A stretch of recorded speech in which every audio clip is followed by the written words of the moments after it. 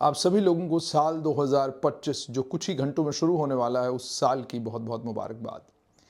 साल 2025 नई हुकूमत के लिए कैसा साल होगा? मैं कोई एस्ट्रोलॉजर नहीं बल्कि एक जर्नलिस्ट हूं और जो कुछ समझ में आ रहा है और जो हालात बन रहे हैं उन हालात को देखते हुए आने वाला एक साल जम्मू कश्मीर नेशनल कॉन्फ्रेंस की सरकार के लिए कैसा होगा, आइए इसका आकलन करते हैं। अक्टूबर 16, 2024 जम्मू कश्मीर नेशनल कॉन्फ्रेंस ने सरकार जम्मू कश्मीर में बनाई। जम्मू कश्मीर के लोगों ने 42 एमएलए नेशनल कॉन्फ्रेंस के मैंडेट पर चुनकर नेशनल कॉन्फ्रेंस को दिए और उसके बाद नेशनल कॉन्फ्रेंस को बहुत थोड़े वक्त में हिमायती भी मिल गए और उन हिमायतियों में एक बड़ी तादाद उन लोगों की है जिन लोगों ने नेशनल कॉन्फ्रेंस से बगावत करके नेशनल कॉन्फ्रेंस कांग्रेस कोलिशन के खिलाफ इलेक्शन लड़ा और जीत गए। अब हुकूमत बनने के बाद पहला वादा था 12 सिलेंडर का, 200 यूनिट बिजली और सबसे अहम वादा है होम डिपार्टमेंट से जुड़े हुए जो वादे नेशनल कॉन्फ्रेंस ने किए हैं।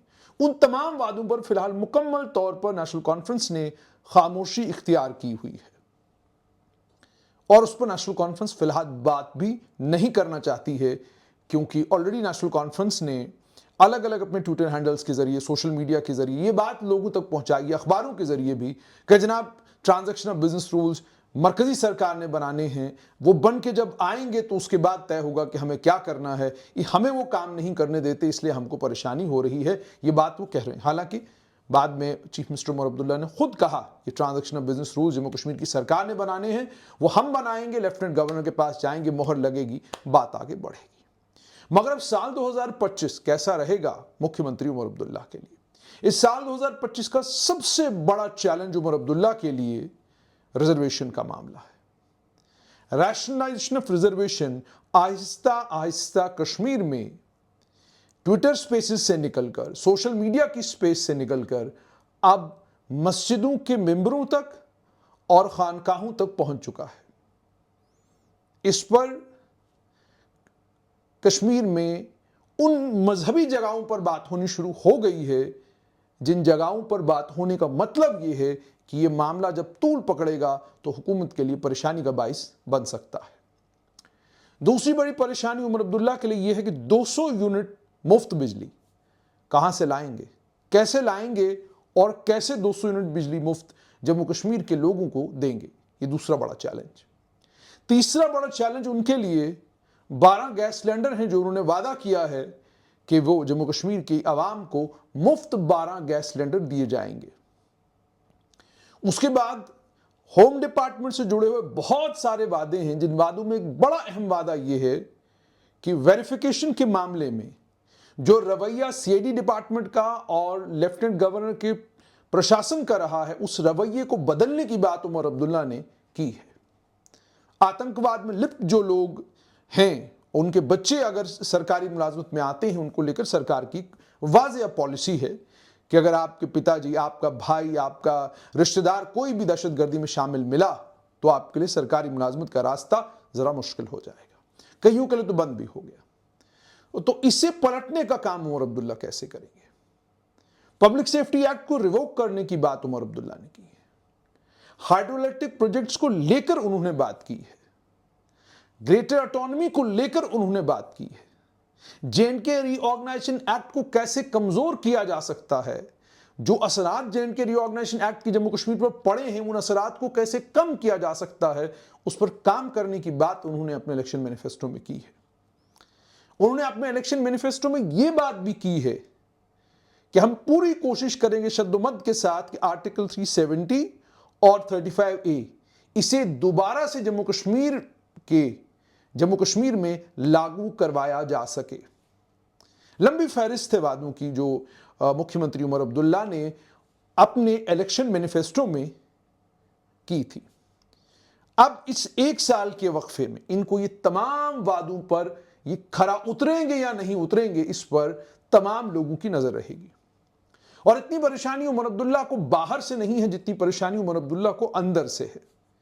आगा सईद रूहुल्लाह ने उनके घर के बाहर पहुंचकर वहां पर खड़े होकर माइक पर जो तकरीर की, उससे उन्होंने उमर अब्दुल्ला को यह बावर कराया कि अगर आपने किसी भी वक्त पलटने की कोशिश की और भारतीय जनता पार्टी के साथ मिलकर सरकार बनाने की कोशिश की, तो मैं तो रिजर्वेशन के मामले पर आपके दरवाजे पर खड़ा हूं।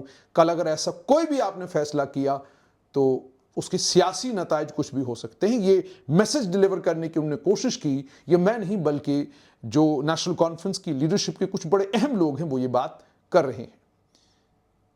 और उसके बाद सिर्फ इतना ही नहीं, बल्कि चूंकि जैसे मैंने आपको पहले भी एक बार कहा था कि अब सीआईडी का विभाग जो है वो उमर अब्दुल्ला के पास नहीं है।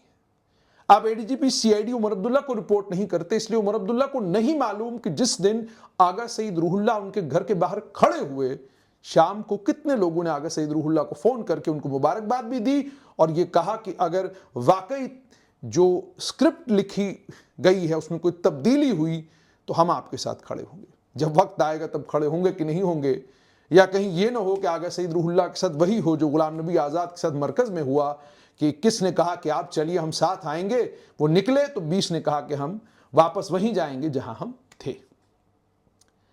तो ये भी एक बहुत बड़ा चैलेंज है उनके लिए कि पार्टी को एक साथ रखना। और आपको याद होगा मैंने आज से लगभग 4 महीना पहले एक वीडियो किया और उसके बाद हुकूमत बनने के फौरन बाद एक और मैंने वीडियो किया। उसमें मैंने आपको कहा कि ये यूफोरिया स्टेज है। पहले आपने वीडियोस देखे, जबरदस्त आपने नौजवानों को डांस करते हुए देखा, जून हो वीडियो वायरल हुई, वो भी आपने देखी। और आपने देखा कि नौजवानों ने नेशनल कॉन्फ्रेंस को जिताने के लिए जिस तंदही के साथ काम किया, यकीन मानिए शायद जम्मू कश्मीर की तारीख में, हम तो 1990 के दौर से वाकिफ नहीं हैं, लेकिन 2005 के बाद जो कुछ हमने देखा है, शायद इस 20 साल की अपनी सहाफत के इस पूरे सफर में ये पहला एक ऐसा इलेक्शन था जिस इलेक्शन में मैंने देखा कि नौजवानों ने बाहर निकलकर डांस किया, बाहर निकलकर नाचा, खुशी मनाई इस बात की कि उन्होंने अपनी मर्जी के मुताबिक अपना वोट देकर एक हुकूमत चुनी है। और उसके बाद आपने वो खुशी भी देखी। और उसके बाद ट्विटर स्पेसेस पर, इंस्टाग्राम पर, फेसबुक पर आपने उन्हें जबरदस्त तरीके से, अभी भी नौजवान जबरदस्त तरीके से नेशनल कॉन्फ्रेंस को, उनके एजेंडे को, उनके प्रोग्राम को जबरदस्त तरीके से डिफेंड कर रहे हैं। और नेशनल कॉन्फ्रेंस का अपना सोशल मीडिया सेल भी इसमें जबरदस्त मेहनत कर रहा है। अब ये सारी चीजें, उसके बाद मैंने कहा था कि आहिस्ता आहिस्ता सच्चाई से वाकफियत होना शुरू हो जाएगी, समझ आना शुरू हो जाएगा कि हमारे पास तो बहुत कम ताकतें हैं। इन ताकतों से तो हम वो भला जम्मू कश्मीर के लोगों का नहीं कर सकते जिस भले की तवक्का में उन लोगों ने हमें वोट दिया है। तो जब सच्चाई से आहिस्ता आहिस्ता रूबरू होना शुरू हो जाएंगे, तो वो जो मुफ्ती मोहम्मद सैयद ने साल 2014 में कहा था कि ये नॉर्थ पोल और साउथ पोल का अलायंस है, ये अलायंस जम्मू और कश्मीर दोनों इन रीजन्स को आपस में एक साथ रखने के लिए और इस रियासत की भलाई के लिए अलायंस बहुत ज़्यादा ज़रूरी है। वो जो उन्होंने उस समय बात कही थी वो आहिस्ता आहिस्ता तमाम लोगों की समझ में आना शुरू हो जाएगी। क्योंकि पहले यूफोरिया स्टेज होता है, उसके बाद आहिस्ता आहिस्ता यूफोरिया खत्म होता है, फिर आप आते हैं उस स्टेज में जहां पर आप काम करना शुरू करते हैं। और काम शुरू करते ही जब आपको हर दूसरे पल पर यह महसूस होता है कि काश ये ताकत हमारे पास होती तो हम यूं कर लेते, तो फिर उसके बाद आप उस स्टेज पर आते हैं जहां आप ये सोचना शुरू करते हैं कि हम जज्बात से काम लें या हम रैशनल होकर सोचना शुरू करें कि किस तरीके से हम जम्मू कश्मीर के मुकद्दर को तब्दील कर सकते हैं। अब मामला इस वक्त बिल्कुल साफ और सरल सा है। उमर अब्दुल्ला और नेशनल कॉन्फ्रेंस की तवक्का यह है कि मरकज की सरकार नेशनल कॉन्फ्रेंस के मैंडेट को ध्यान में रखते हुए स्टेटहुड का दर्जा जम्मू कश्मीर को वापस दे देगी। और जो कॉलमनिस्ट हैं, जो ओपिनियन मेकर्स हैं, जो स्ट्रैटेजिस्ट्स हैं, उनका यह मानना है कि ना अभी भी जम्मू कश्मीर में हालात इतने साजगार नहीं हुए कि आप जम्मू कश्मीर को स्टेटहुड दे दें और उसके बाद यह तवक्का रखें कि वहां पर वो माहौल दोबारा पैदा नहीं होगा जिस माहौल से आपने जम्मू कश्मीर को साल 2019 के बाद बाहर निकाला है। अब जाहिर सी बात है, जब स्ट्रैटेजिस्ट ये वाली बात कर रहे हैं, जब स्ट्रैटेजिस्ट का फोकस इन तमाम बातों के ऊपर है, इसका मतलब यह है कि नई दिल्ली में जम्मू कश्मीर के स्टेटहुड को लेकर वो जो सीरियसनेस और वो जो गंभीरता होनी चाहिए थी वो तो जरूर है, मगर वो फौरी तौर पर स्टेटहुड रिस्टोर करेंगे इसके चांसेस बड़े ब्लीक नजर आ रहे हैं।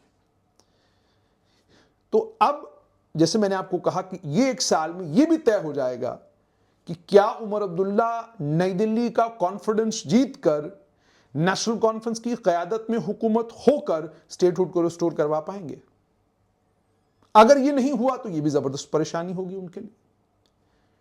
Deputy chief minister Surendra Chaudhary Katra जाते हैं, वहां पर जो रोपवे लगना है उसको लेकर लोगों के अंदर कुछ खदशात हैं और वो लोग सड़क के ऊपर बैठकर धरना दे रहे हैं, नारेबाजी कर रहे हैं।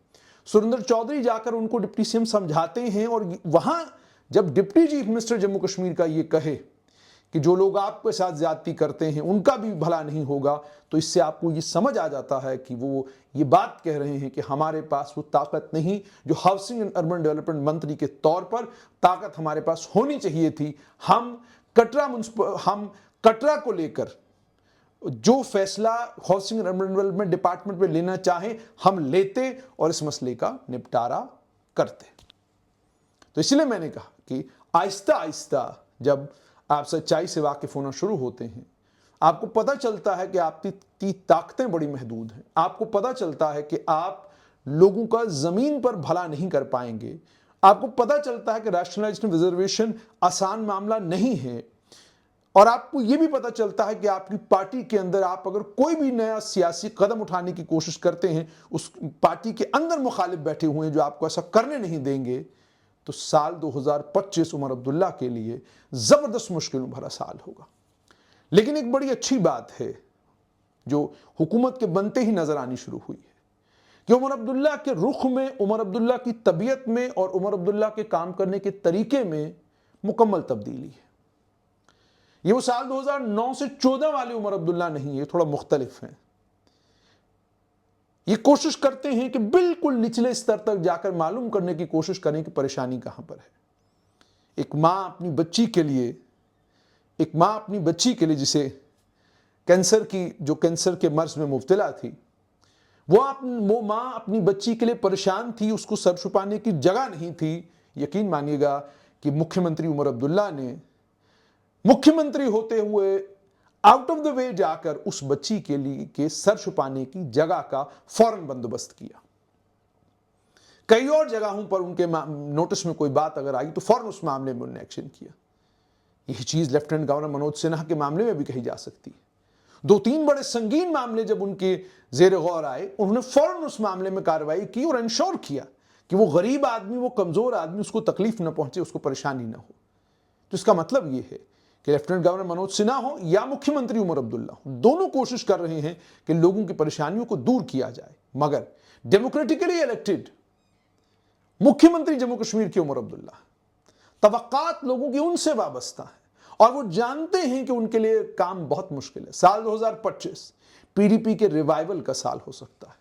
साल 2025 में पीडीपी नेशनल कॉन्फ्रेंस के लिए वादी में मुश्किलात का अंबार खड़ा कर सकती है, ये मैं बिल्कुल देख रहा हूं। मैंने आपको कहा कि जो वादे किए गए हैं वो वादे यूनियन टेरिटरी में की सरकार के लिए उनको पूरा करना मुमकिन नहीं है, नहीं कर सकते। तो अगर वो वादे पूरे नहीं कर सकते हैं तो उसका मतलब क्या है? इसका मतलब यह है कि आप सरकार के तौर पर जब फेल होंगे तो सरकार के तौर पर पास जो है कौन होगा? विपक्ष। और बीजेपी का यह है कि वो ना तो विपक्ष में है ना सरकार में, विपक्ष की भूमिका वो निभा नहीं रहे और सरकार में वो है नहीं। इसीलिए बहुत सारे मुद्दों पर आप उनकी चुप्पी, हम चुप, हम खामोश, हम इस मामले में बात ही नहीं करेंगे। अब देखना यह होगा कि साल 2025 में क्या उमर अब्दुल्ला उसी रास्ते पर चलते रहेंगे जिस रास्ते पर अभी तक चल रहे हैं और जिसका नतीजा 2.5 महीने में यह निकला है कि आप ट्रांजिशन ऑफ बिजनेस रूल्स को फाइनलाइज नहीं करा पाए, आप एडवोकेट जनरल अपॉइंट नहीं कर पाए, आप अपनी मर्जी का थानेदार नहीं लगा पा रहे हैं, आप अपनी मर्जी का एसएसपी नहीं लगा पा रहे हैं, आप अपनी मर्जी का अपने जिले में डीसी नहीं लगवा पा रहे हैं। ये सारी दिक्कतें आपको आ रही हैं। आप इन दिक्कतों से पार पाना चाहते हैं और ये आपके मंत्रियों के और आपके लीडरों के लबो लहजे से भी महसूस होता है, लेकिन नहीं, आपके पास रास्ता नहीं है। J&K रीऑर्गेनाइजेशन एक्ट ने आपका रास्ता रोक रखा है। और इतना ही नहीं, बल्कि हालात तो यहां तक पहुंचे कि आप 13 जुलाई और 5 दिसंबर की छुट्टी को लेकर आपने कहा कि हमने लेफ्टिनेंट गवर्नर को लिखा है कि वो इस साल के कैलेंडर में इन छुट्टियों को भी शामिल करें, लेकिन नहीं शामिल हुई छुट्टियां। तो इसका मतलब ये कि लोग समझना शुरू हो गए हैं कि बिल्कुल मामूली मामूली चीजें, जिन्हें कल तक आप अपने दफ्तर में बैठकर एक कागज पर 2 लाइन लिखकर जो हुक्मनामा आप सादिर करते थे और वो कानून बन जाता था, अब वो छोटे छोटे काम भी आपके लिए मुश्किल हो गए। एमएलए सीडीएफ ढूंढ रहे हैं, ताकत आपके पास है, लेकिन रास्ता आपको मालूम नहीं, रास्ता कहां से जाता है। जम्मू कश्मीर के लोगों को एक डेमोक्रेटिकली इलेक्टेड सरकार तो मिल चुकी है, लेकिन साल 2025 उमर अब्दुल्ला के लिए मुश्किलों वाला, परेशानियों वाला, तकलीफों वाला साल हो सकता है। और यही साल तय करेगा कि जम्मू कश्मीर की लोकतांत्रिक सरकार क्या जम्मू कश्मीर के लोगों के साथ इस सरकार ने जो वादे किए उनको पूरा कर पाएगी या नहीं। और अगर ऐसा लगने लगा कि वादों को पूरा करना इस हुकूमत के लिए मुमकिन नहीं है, तो क्या नेशनल कॉन्फ्रेंस को लेकर जो इस वक्त खदशात लोगों के जहनों में आ गए हैं कि कहीं पार्टी 2 हिस्सों में न बढ़ जाए, कहीं ऐसा कुछ तो नहीं होगा। यानी जो साल 2024 तक नहीं हुआ, कहीं साल 2025 में हुकूमत बनने के बाद तो नहीं होगा, देखना ही होगा। लेकिन हम उम्मीद और तवक्का ये करेंगे कि अल्लाह करे ये साल जम्मू कश्मीर के लोगों के लिए, जिन्होंने मुसीबतें, परेशानियां, तकलीफें और इस दौर में जो बंटवारा देखने को मिल रहा है, अल्लाह ताला हमें इन तमाम चीज़ों से बाहर निकाले। ये साल मेरे और आपके लिए, हम सब के लिए राहत का साल बने। अल्लाह भगवान वाहिगुरु, जिसमें भी आपका यकीन है, विश्वास है, हम सब के लिए इस नए साल को मोहब्बतों वाला, इस साल को मेहनतों वाला और इस साल को जम्मू कश्मीर की तरक्की वाला साल बना दे। हम इसी चीज़ की तवक्का कर सकते हैं। लेकिन जैसा मैंने आपको शुरुआत में ही कहा कि साल बहुत मुश्किल होने जा रहा है, साल बड़ा इंटरेस्टिंग भी होगा और इस साल में बहुत बड़ी बड़ी सियासी तब्दीलियां भी जम्मू कश्मीर में हमें देखने को मिलेंगी। कुछ तब्दीलियां दिल्ली वाले करेंगे और कुछ तब्दीलियां जम्मू कश्मीर के लोग खुद करेंगे।